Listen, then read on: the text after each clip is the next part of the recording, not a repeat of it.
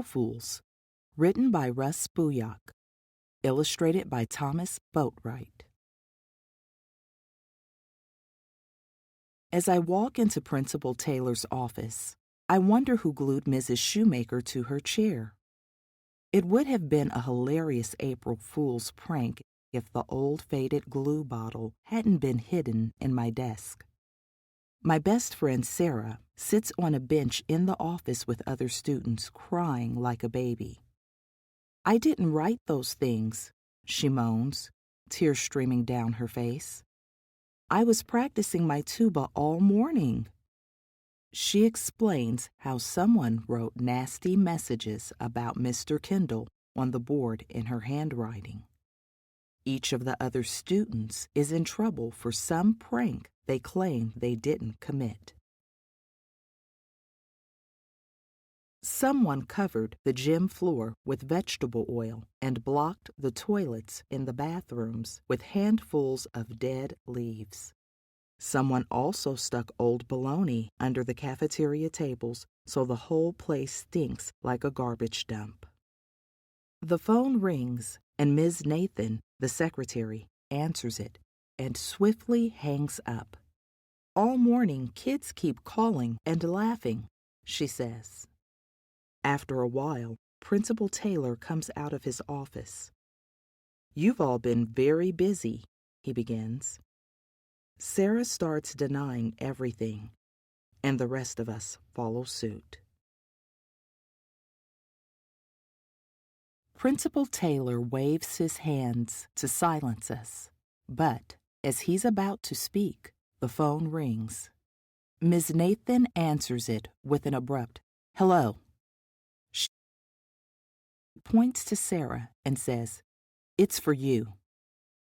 Sarah takes the phone and says, "Hello? I can barely hear you. Jake, is that you?"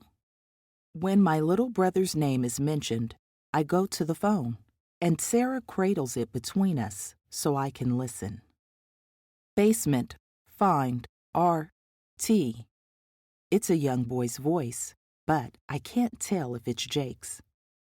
"Basement, find, the, R.T." he repeats before the phone suddenly floods with laughing children and then goes dead. "I've spoken with your teachers, and they have some pretty compelling evidence," Mr. Taylor continues. "As punishment, you will stay after school until all these pranks are cleaned up. We all groan, and a few of us offer more protests of our innocence. I'll call all your parents to inform them you'll be remaining late on school grounds today and why. Now, return to class." As Sarah and I shuffle down the hallway, she groans, "I'm in so much trouble." "What was with that phone call?" I ask. "We've heard that creepy laughter before." "I was trying not to think about it," Sarah whispers. "It seems to follow us. The voice said we need to look around the basement." "No way I'm going down there," Sarah hisses. "The principal thinks we're in class, and our teachers think we're in the office, so now's the perfect time." Sarah whimpers, but she follows me as we sneak to the basement doors. "We have to be quiet in case the janitors are down there," I say. Surprisingly, the doors are open. Sarah and I squeeze inside, listening to the water rush through the old pipes around us and fluorescent lights buzz overhead. We quickly descend the stairs. The basement is huge, with many walls hidden in darkness. Sarah points to the other side of the room, and we split up to start looking around.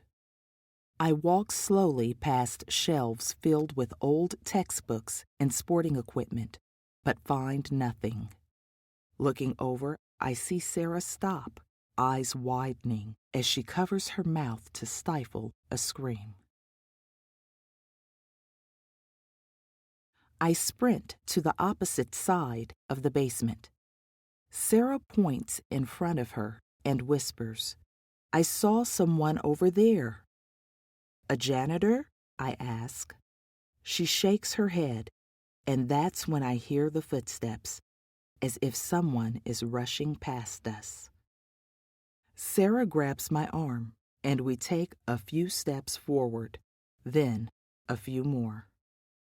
Something moves in the shadows in front of us, and I move to follow it. My foot hits something soft, and I reach down and feel lumps under thick cloth. I think I hear laughter, but it could just be the furnaces or something. Grabbing onto the cloth, I pull a large bag into the light. Somewhere behind us, a little girl laughs, and then another off to our right. "Hey, is someone down there?" "No kids allowed in the basement," a janitor's voice calls. I grab the bag. The janitor walks the room, shining a flashlight back and forth. When he shines his light away from us, Sarah and I sneak quickly and quietly behind the shelves and up the stairs. That was close, I say when we reach the safety of the hallway. I drop the duffel bag and unzip it. This is Rob Turtle's duffel bag. His initials RT are on the straps, I say. Inside are old cans that say cooking oil on the side and a paper wrapper glued to the side of the bag that smells really awful. A rough burlap sack holds dirt, leaves, and sticks, and half buried, I find an ancient-looking pair of scissors. "I think I've seen those scissors before," Sarah says, staring at them. I hand the scissors to Sarah. This doesn't tell us who the laughing kids are, but it looks as if Rob Turtle framed us all. "He said he lost his gym bag the other day," Sarah replies, "in the hollow. He also said that this would be the best April Fool's Day ever," I say. "What do we do now? If we give the bag to Principal Taylor, he'll think we're trying to make Rob look bad," Sarah says. "Let's leave it in the cafeteria," I suggest. "Someone will turn it in to the lost and found." We leave the bag in the stinky cafeteria and return to class. After lunch, Rob Turtle is called to the office, and as the day progresses, more students are found with evidence of pranks.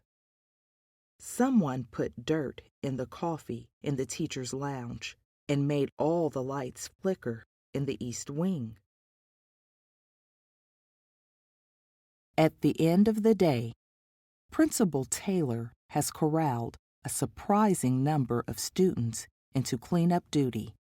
Rob, Sarah, and I are assigned to the cafeteria. "How did you arrange all these pranks?" I ask Rob. "You must have been in school all night." "I didn't, and I don't know where the stuff came from. I accidentally left my bag in the hollow a few days ago," he replies. "I had some pretty amazing pranks planned, though." Sarah and I share a look. Neither of us believe him, but it's also true that he couldn't have done this alone. When we finish, we wait for our parents. In the office, we hear Ms. Nathan answer the phone. "Those laughing kids again," she yells. "I'll be so happy when this day is over."